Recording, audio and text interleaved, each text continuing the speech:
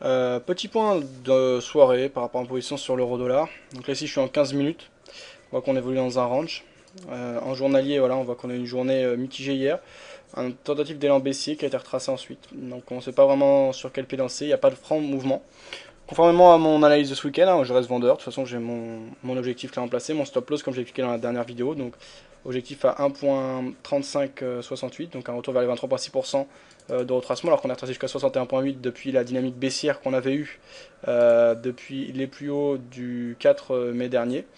Dynamique de fond toujours baissière, donc je laisse courir ça. Mon stop loss est au-dessus des précédents plus hauts, au-dessus des 61,8%. Je vous avais dit à court terme que pour moi, tant qu'on était dans la zone d'indécision, donc tant qu'on était à l'intérieur de ce canal de correction tracé en noir, il n'y avait rien de sûr et que techniquement on n'avait pas de signal particulier de poursuite du mouvement baissier, si ce n'est qu'on est toujours dans le sens de la tendance de fond. Là on peut peut-être tracer une résistance, voilà, qui me semblerait cohérente. Donc voilà, représentée d'une autre couleur. Alors, attendez, je trace bien, voilà.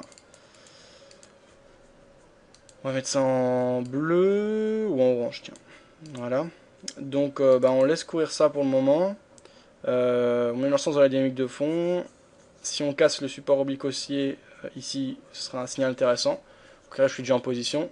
Mais pour ceux qui ne sont pas encore et qui attendent un signal technique précis, qui n'ont regardent absolument pas le fondamental, oui ça peut être un point d'entrée intéressant.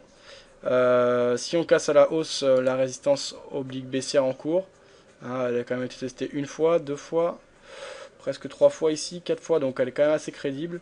On pourrait corriger, pourquoi pas vers les 50%, que ça peut être un point très intéressant à l'achat à court terme. Mais derrière, quoi qu'il arrive, hein, sur du plus long terme, donc ici on est en M15, si on passe en H1, la dynamique de fond reste plutôt baissière, on le voit mieux en H4, voilà. Donc moi ça ne changera pas mon point de vue. Actuellement je suis à 6,90€ de profit, je vous rappelle que je suis entré à la vente à 1.3768 comme vous avez pu voir dans la vidéo de ce matin. Le swap est négatif, donc pour une position moyen terme, c'est à prendre en compte, même si c'est pas un élément majeur. J'ai perdu 39 centimes ce soir, donc ça change pas grand chose à la configuration du trade. Zone d'incertitude, donc techniquement pas grand chose de plus. Fondamentalement, toujours les mêmes arguments pour moi. Tendu du côté de la zone euro, donc défavorable à l'euro. Dollar joue un rôle valeur refuge face à l'euro, tout de même.